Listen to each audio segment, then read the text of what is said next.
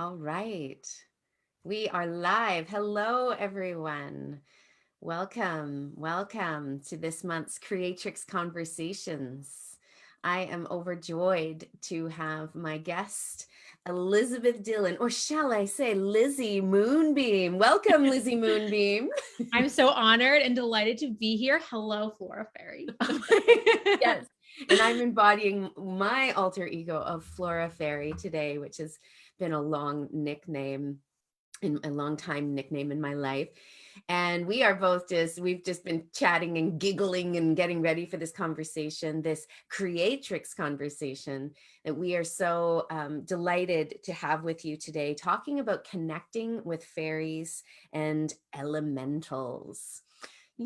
So it really is that time of year, I'm just in love with the energy of June as we come into summer, and in the Celtic tradition, this is definitely the season where the fairy sightings are much more prevalent. And of course, we have the Midsummer's Night Dream, that magical play that Shakespeare wrote that really was a result of the long-standing traditions of, and the connection between midsummer and the summer solstice and fairies.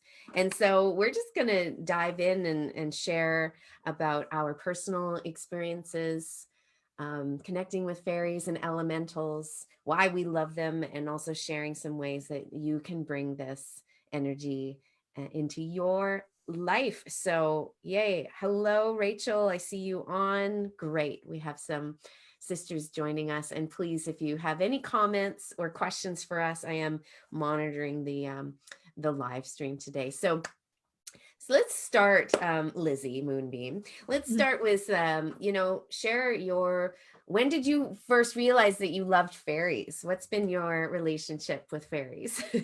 I feel like, well, I think it's been my whole life. And, before Flora and I hopped on, I was telling her that last night I was guided to watch Hook. For those of you who don't know, it's actually a movie with Robin Williams where he's Peter Pan, but he's grown up. So he's grown up and his children get kidnapped by Captain Hook. So he has to go to Never Neverland to go and save them. And it's this beautiful, I think for me, even as a kid, I think I watched that when I was 3 and 4. It was one of those movies that I'd watch over and over again. Like there is a frequency in it. There was a joy, there was a wonder that my soul was in such deep resonance with. And I think every time I would go, like watch that movie was like going to Neverland for me. And the reason I love that, and it has such a resonance with me, even now that I've grown up, but no one really grows up, is that, Peter Pan, actually, it's funny. He's a lawyer. That's And right. he's completely disconnected from the magic. And I feel like that's the story for so many of us, that we grow up, we get disconnected from the magic that is our essential truth. And so that's why we have, these beautiful stories, fairies, fairy tales that bring us back into that alignment. So anyway, I feel like for me, Peter Pan was a huge window into that reality of wonder and joy. And I think even though I'm much more clairsentient, I feel things and I hear things, I could just feel the energy of Neverland. I could feel the energy of the fairies, always wanting to kind of open my heart and remind me of the bliss, the joy of just being alive. And I feel like that's really the main message that, they have for us today. Here to that. I'm waving my fairy wand to that. Yeah, and I also love that movie Hook, and I much prefer it to the original Peter Pan made by Disney, because the original is so sexist and I know. racist. And it's like I didn't really fully realize it as a kid, but watching it again as an adult, I was like, no way. So Hook is a much better introduction to that whole world of Neverland. We have a comment I want to acknowledge, our sister Julie, that says that she had her first and only fairy sighting in Zurich. So that's Ooh. Switzerland. I was amazed and taken aback. can't say I had much experience with them before. So that's amazing. That's very Um, cool. I love that. The idea of the concept of fairies is really interesting one, because some people take it quite literally, right? That we can see fairies and they exist in our world, but there's really another whole understanding of them being kind of like interdimensional Mhm. creatures. That's the camp that I'm in. I don't think that fairies exist entirely in our realm. I think that they weave in and out. And so if you have a sighting, it's like you've managed to catch one that's come in from an interdimensional portal. Lizzie, Lizzie Moonbeam, Lizzie Moonbeam, you mentioned movies, as Peter Pan is one of your portals into this world. Do you remember reading fairy tales as a child? Oh, of course. Yeah. It's like, I mean, I just think for me, I mean, I think I must have watched and read like every fairy tale under the sun. But I think for me it was I'm trying to figure out the words, stories. Because my company is magical storytelling, and I've started to realize it, like I think that words are the most powerful things in the universe, That, and because and this is why you're a bardic priestess. yes, because when we want to, for me, it's like when we hear a story, we can hear a story of a faraway land. And literally, even though our bodies are here, our souls get taken to that place. Mm, Words have that special magic to transport us there. And so that's also why, there are a lot of different ways of connecting, with, the fairy. You can go, to kind of on a guided meditation journey in your own mind. But I feel like it's helpful if someone prepares one for you, because it's almost like then you can fully just relax, surrender, and let the words take you away. And the mm, words literally are acting as this magical portal connecting the realms. And mm. Flora Fairy, I agree with you. I'm of the camp that fairies are interdimensional beings. And the way that I was taught is that they're actually sister realms. And these Huh. sister realms used to be much closer together.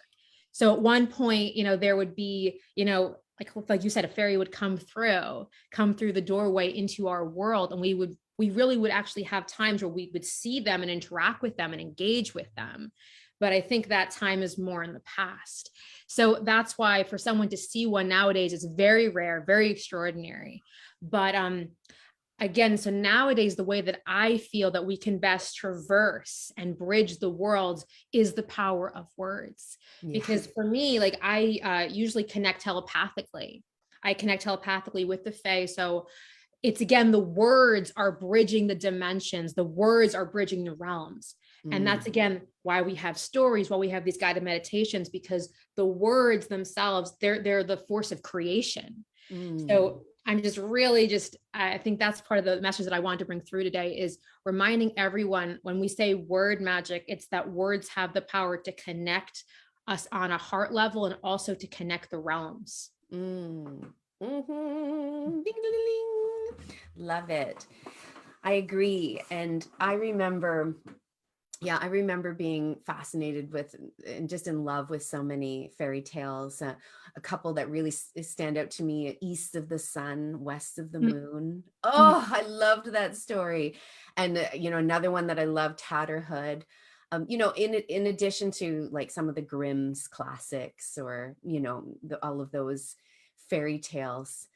But I remember as a child, just like you said, just feeling like a telepathic, clairsentient, certainly didn't have the language for that then, but just being out in nature. I was blessed to grow up rurally most often. So not like we had a lot of property, but there was nature around. And I suppose I was also fortunate that I was a kid in the 80s, and there was like, I don't know, it was just like go outside and play. And like, no helicopter parents back in the day. So I would just be climbing trees and like catching frogs in the creek and just being outside and just having this feeling of this extra energy that was there. And yeah, I just, that was my first real connection to them. And it's like I really always wanted to see one. Like I Mhm. did have that. It was like if I could see one, it would be like the proof of what I was feeling, you know. But it was like only ever like, oh, what was that out of the corner of my eye, Mhm. right? And in that way they stay in the mystery, which I gotta say I love about them.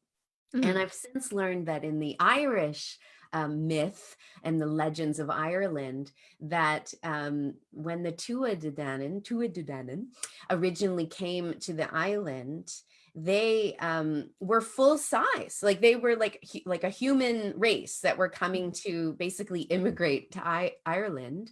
That, as the myth goes. But then as other people came to the land, and other invaders, they chose to become smaller, smaller, smaller. They chose to become the little people in order to more easily hide and to be able to stay in Ireland unnoticed. And yeah, the interdimensionality, that's really where that whole concept of between the veils Mhm. comes from. And those points, the Beltane, Bealtaine, April 30th, and then Samhain, the in that Celtic tradition of understanding that there's something magic at those 2 points on the wheel, that the veils between our worlds is thin.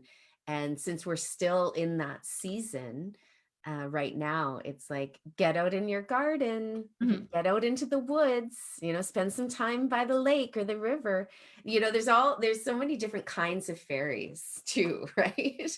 Yeah, I was just thinking while you were talking about the Tuatha De Danann, um, I it reminds me actually also of the She, which are like the Scottish gentry fairies. Yes. So, and those are also large beings, and they used to walk among us, but then kind of what you're describing with the Tuatha De Danann, it's just like with all the things that human beings did, it's like they actually kind of shifted into another dimension, and we can still call upon them, we can still connect with them.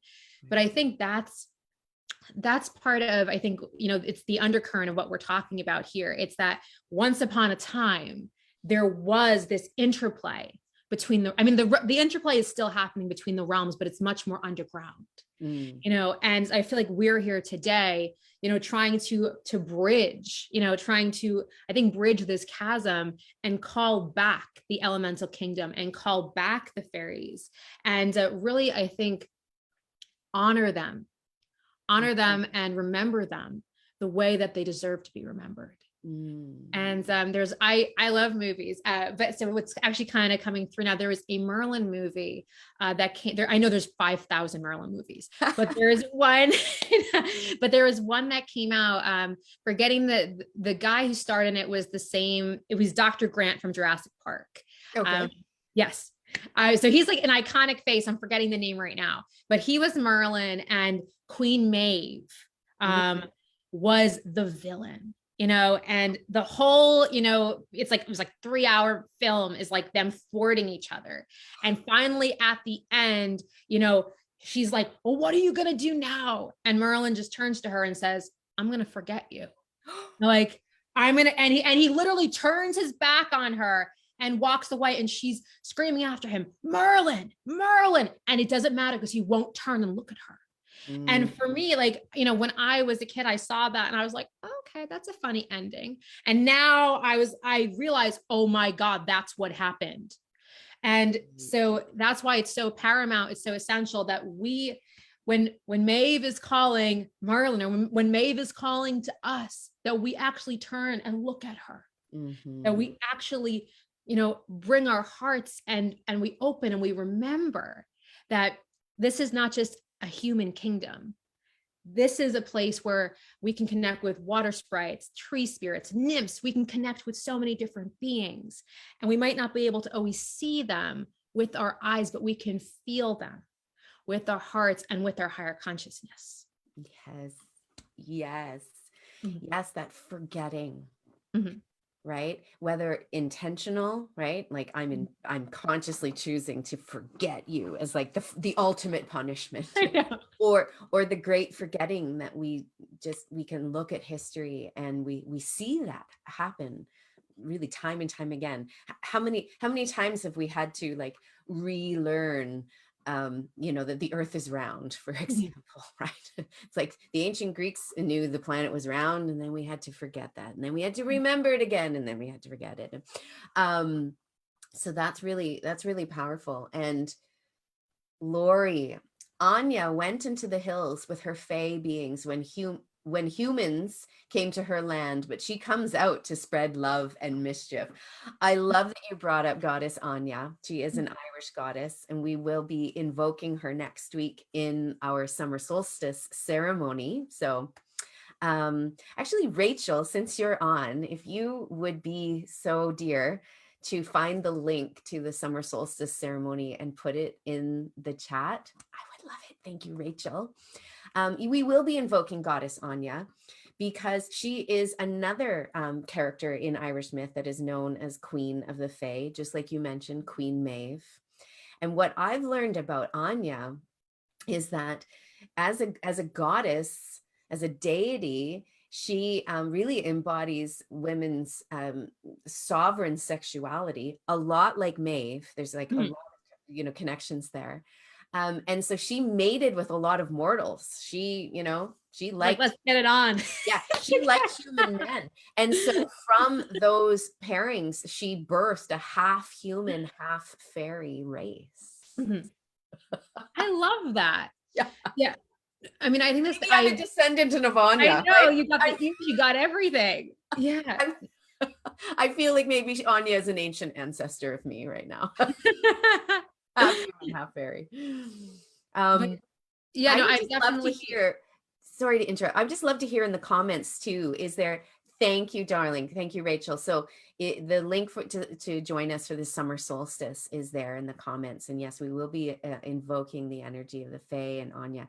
But what I was going to say is I'd love to hear in the comments too, if you have felt a connection to a specific kind of fairy. Like if you love the flower fairies, or if you're like me and you're really into elves, or if maybe you really love gnomes, or if it's water sprites, or just for some fun. If anyone who's watching today, if you have a particular kinship to a specific kind of fae in the world, I would love to just hear that. And so for you, Lizzie Moonbeam, do you have a particular affinity? I feel like everything you asked me, I'm like, with all of them. But no, I mean, it was also just one thing that came to mind. I didn't know that you liked elves. If anyone wants to invoke elves, they will bring cleverness. So if you want to have like all of the wit, like the elves are a good being to really get connected to. But I mean, I when do consider myself very witty. yes. So I was actually like, oh, that makes sense. Flora's witty. That literally was my thought when you said that. But when I was younger, I think I was always drawn to dragons. So yes, they were my big thing growing up. And it's funny, I just was clearing out like old stuff from when I was a kid. So many dragon books. I was like, wow. And it's funny because then when I got older, I like got out of that, and I was like, oh, I'm gonna read Shakespeare and Jane Austen, and I mean I love that, but it was like one of those things that I was like, man, my 10-year-old self had it going on, like all of the my 10-year-old self knew everything. So no, I remember when I was like in 6th grade, we had to do a project on, it was like the book of our choice, and I picked The Hobbit, and we had to make a mask of one of the characters. And so I made a mask of the dragon Smog. And I remember it was like that kind of like that, like Elvis colored red, that like 50s bright red. Like I had that kind of material for the face, and I was just loving the fire energy. So I just remember though, like I just loved dragons from that young age, and I just felt such resonance, such kinship with them. And I love Dragonheart. You guys are, I think, realizing I'm a huge movie lover. I don't know if you guys if people are not familiar with Dragonheart. I feel like it's interesting. I think that the stories are all kind of very similar in that in the movie Dragonheart, the main character Draco is the last dragon.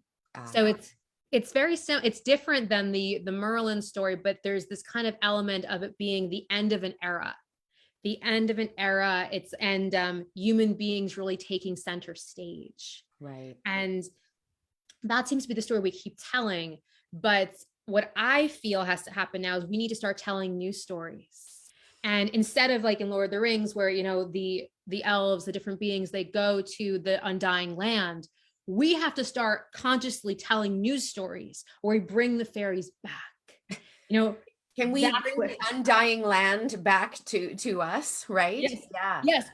And again, it's the Mm, power of words, power of energy, power of our intention. Because that's the thing, these beings, they never died. They're in the undying land for a reason, right? It's just a matter of us reconnecting with them.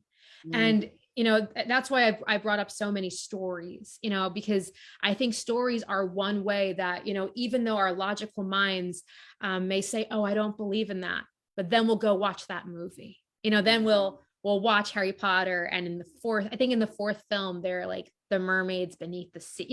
yes. We like our soul, we're longing for that kind of like that. It's like a cosmic, mythic connection. And the reason we're longing for it is because we are also mythic beings. It's not like they're super magical and we're the non-magical.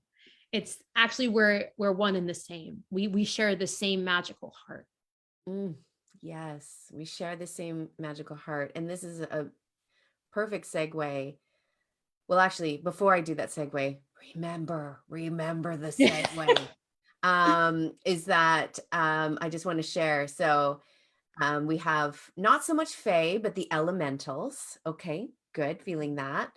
We also have Mary saying, also all of them.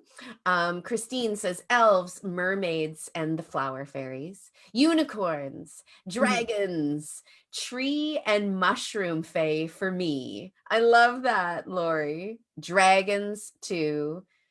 Dragon energy was not showing up for me until recently, but I think I have a dragon guardian making himself known now. Ooh, that's Ooh. very exciting.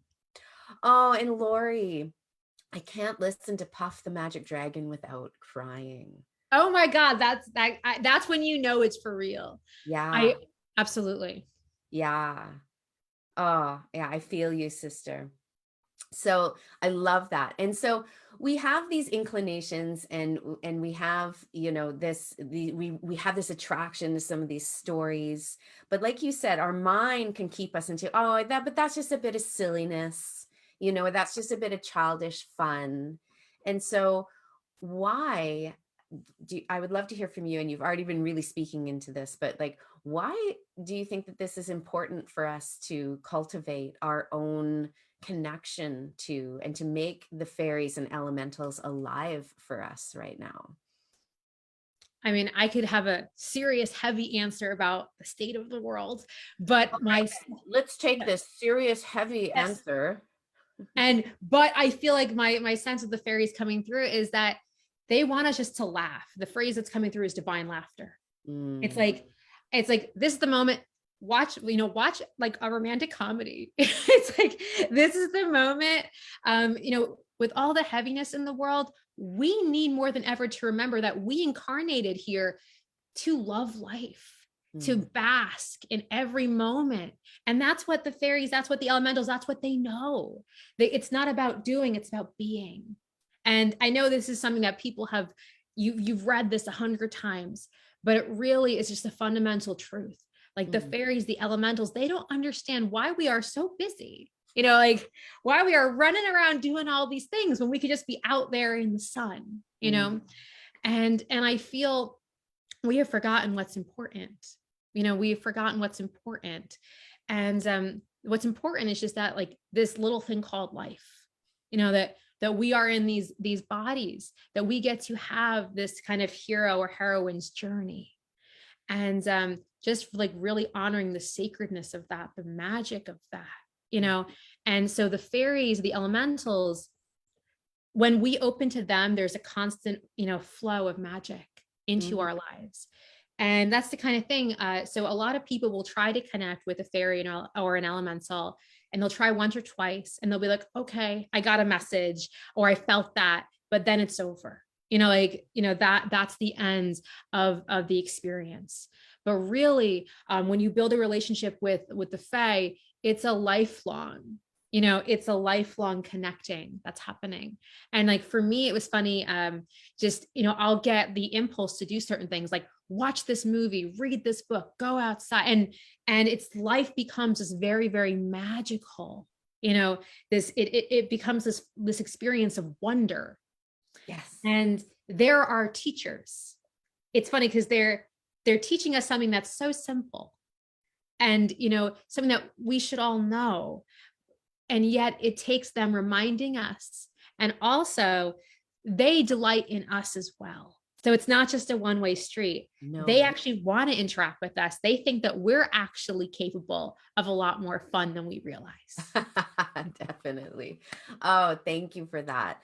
That this is why it's important to bring more joy, delight, magic, and wonder into our lives again. And for me, what I would add in addition to that, for me, why I think that this is important is for us en masse, right, across the globe, for us all to finally remember that the earth is alive. Mhm.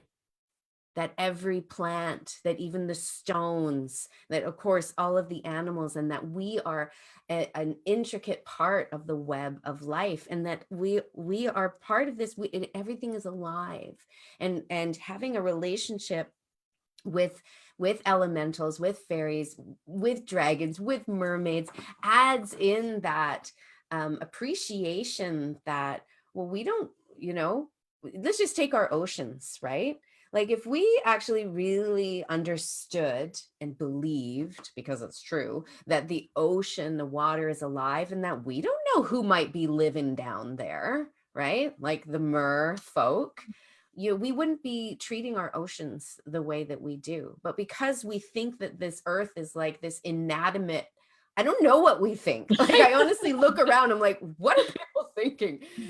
So really that the earth is alive. And for me, I've always really connected with the fae through nature, through like being in trees, sitting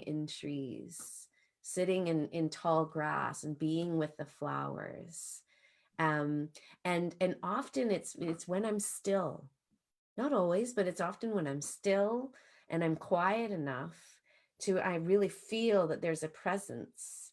And whether or not I'm actually feeling the presence of something, I'm feeling the presence of life all Mhm. around me, right? So that would be my tips for how to connect with fae. I know you've shared that one of your favorite ways to connect is through stories and through film. Mhm. Do you have any other tips on how people can connect and bring in the energy of fae? Well, I think it depends what kind of beings you're trying to connect with. So when I first kind of opened up as an adult, I was in County Clare in Ireland Nice. for about 3 weeks, and it was funny because the people there were telling stories like, don't stay out at late too night. Like, wow, can't speak. Don't stay out at night too late, because they're like, the fairies in the fields are gonna get you. And I was like, oh my God. And it was funny because I could feel it. I could feel the presence. I didn't think they were actually going to get me, but I was actually conscious of their presence. Mm. And so I was looking up, I was like, I want to talk to you. I was looking up this probably about 7 years ago. I was thinking that I wanted to connect with beings from County Clare. And I found there was a queen, a fairy queen from County Clare. And I was like, of course, I want to connect with her. I want to connect with her. And so what I was kind of doing, which it's funny, I have tips for this now, but I didn't realize that sometimes it's not always a good idea to go up with like the fairy queens unless you're more experienced. You're like, I'm gonna take on the queen. I know, right? And it was like, hi. And then it was like, and it was so, and the first time was very scary because I couldn't, like, I felt my consciousness go there and I couldn't move. I literally like, and I knew I was like, okay, I'm technically fine, but I was like, I'm actually here, because I could not move my physical body.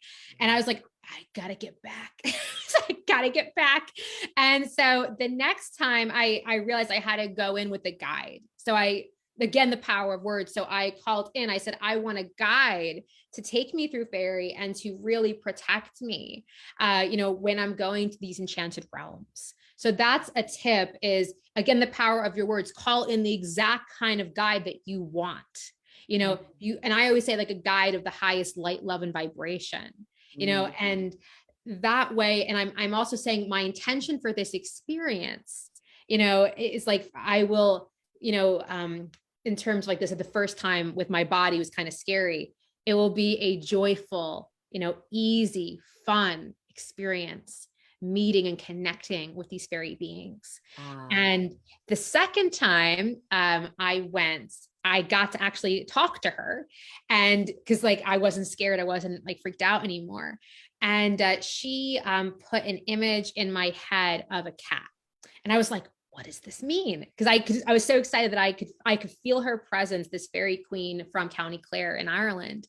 And I suddenly was like, I don't know what to do with this. And I remembered, like, I'm a storyteller. I am like bardess. And I started telling her a story from when I was a little kid, like my favorite story with one of my pets growing up. And I could feel her leaning in, like, oh, tell me more. And I was like, oh my God. And so I started just telling her like, I wasn't just like thinking of stories. I literally was like telepathically and actually verbally telling stories, because that was me kind of embodying that energy of the bard. Because 1,000 years ago, the bards were going from kingdom to kingdom, telling their stories, to different kings and queens. We don't see that very often nowadays. But for the fairy kings and queens, that never has gone out of style. So if you are interacting with, a fairy king, fairy queen, or any kind of fairy being, and you're like, oh shit, I don't know what to say, tell them a story. Tell them a wonderful story. And remember, you're here to delight them, because you delight them, they will want to in turn delight you. And the reason I brought that up is because this was earlier in my journey, and usually you're kind of supposed to go in with an offering for them. And I realized that, when I was in the middle of this experience, and it was, what can I offer? And I thought, of course, I'll offer a story. So people don't realize that you can offer a story, you can offer a beautiful memory, you can offer a beautiful feeling. And that's just starting the conversation. Beautiful. Thank you so much, Lizzie Moonbeam. Such great tips. One, ask to have a guide join you, a guide of the highest love, light, and vibration, and clearly state your intention of why you want to connect with this being, whether it's a dragon guide, a mermaid guide, a fairy queen. I love those tips. And if you ever feel at a loss of what to say, tell them a story. That is so great. Lori, when did humanity move from living in harmony with Gaia to feeling like they needed to conquer her? I believe this was the disconnect. Well, it really only happened about 6,000 years ago, maybe 10,000 years ago. It was at the end of the last ice age, really. And I believe that initially that impulse wasn't so much about conquering, but it really was about, hey, we're figuring out this agriculture thing. Hey, we can stop being nomadic and we could actually settle and grow. And so, I don't necessarily believe that the original kind of impulse was all that negative, but yeah, it hasn't been that long when we look at the big picture of humanity's history. Great comment though, Lori. I do agree with you. So I want to share one of my stories that when I saw an interdimensional elf. And yes, there were some psychedelics involved, but that doesn't mean that it was any less real. In fact, I'm sure it gave me eyes to see. So this was years and years ago. I was with my former boyfriend, and it was just us in the woods. And this elf suddenly just like appeared before me, and it was like, yeah, ears like this and very kind of angular but moving, and then just like locked eyes with me. And I stopped and I was like, do you see that? Because I was like, and then yeah, my boyfriend was like, no, what? I'm like, he's right in front of us. And, you know, it was, you know, like, I rarely tell this story because I fear of being discredited, like, oh, that was just a hallucination. But it was not a hallucination. There was like an energy that was so in my body, and he was just there for like a few moments, and then he like kind of like threw down like kind of like a smoke bomb, and it went and then he disappeared, and I was Mm. like, whoa. Ooh. But the even trippier thing about that experience was that 6 months later, I happened to see one of Alex Gray's pieces of art entitled Cosmic Elf. Mhm. And it was a portrait of the elf that I saw. Oh my God. Oh my God. That is amazing. Oh, wow. So if you don't know Alex Gray, he's a visionary artist. So Cosmic Elf, I was like, I met that guy. I met that guy. No, Oh. I'm just, I definitely believe what you saw, because I feel like psychedelics, it's not just they open your third eye, but there's a moving between the realms. I feel like there's a reason that, like, you know, shamans for so many centuries, like, it wasn't to disconnect.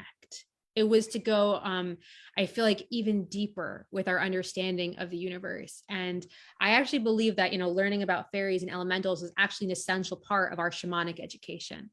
So Mm. like, so that's the thing, is I absolutely believe what you saw. And I feel like, even though, like, you know, your ex-boyfriend couldn't see it, it's, you had eyes to see, Mm. because, you know, he didn't see it. Like, it wasn't, you know, the substance, it was the fact that you were attuned on a deep soul level to that kind of being. There was a frequency resonance. And I Yeah, feel like that's why he could appear to you. So, right. That's exactly right. And so, as we begin to close this conversation today, such a wonderful creatrix conversation with you today, Lizzie Moonbeam.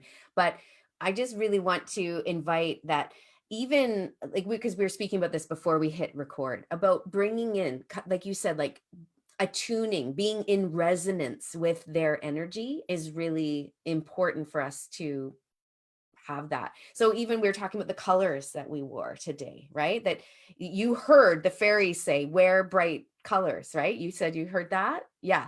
oh And yeah.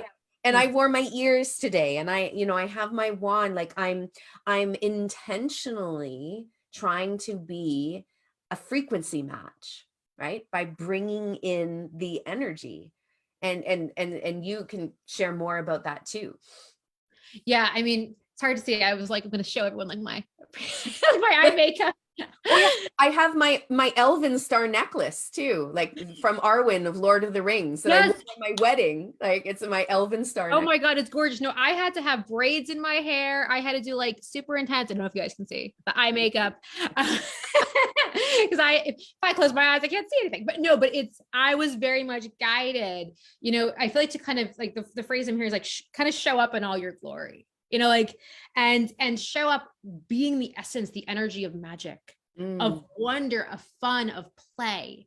And, you know, I feel like that's, because the fairies, you know, it's me and Flora talking, but the fairies, the elementals, are informing this conversation, you know, mm, like, and I feel like their frequencies are coming through us. And so I feel like that's kind of the invitation, is in all moments of your life, like, kind of like, where are you not showing up like a fairy king or a fairy queen? Think about that. You know, like, you woke up and you said, you know, today I'm fully honoring myself as fairy queen. You know, right. like, what would your life be like? Or Think about, or dragon queen or yes, mermaid queen, right? yes, Yeah, absolutely. yeah. And a note, by the way, like, so I think a lot of us actually have, if you have a car, you have like a metal dragon that is the guardian. It's like the elemental of your car. I'm not kidding. So on planes, there are metal dragons that are like the guardian. So all these different things, we have household elementals Mm, that are wanting us to acknowledge them. yeah. And so it's, again, it's waking up to this magical world that you're already living in. Yes, And waking up to this magical world that we are living in. Thank you. yes, and so that's why you get to be the dragon king, the dragon queen, the fairy queen, you know. And I think when you create from that frequency, Like when you make your life, with that intention, all the fairies, all the elementals are going to be so drawn to you, and you will see magic showing up in the most unexpected places. Mm, I feel like yes. that's their promise to you. It's Yes. not even just them, it's like life's promise to you. And just Yes. to remember that your life is meant to be full of joy. Mm, That's I think the big message. mhm. Beautiful. And it's so in alignment with the archetype, the face of the goddess that we are in right now in She Spirals, which is the muse. Mhm. And She Spirals is the mystery school of EarthSong Temple. So even just the energies, the ripple effects, the butterfly wing sparkles are being felt in this wider community of Awaken the Goddess Within. And so this has been just a delight to have this creatrix conversation with you and to bring the muse energy more forward. And yeah, and thank you. Just you continually say that they want us to live a life filled with joy, filled with magic. Mhm. Before we close, can you share what your website is or how people can connect with you? And you were also sharing that you've created a guided meditation. Yes. So my website is magical-storytelling.com.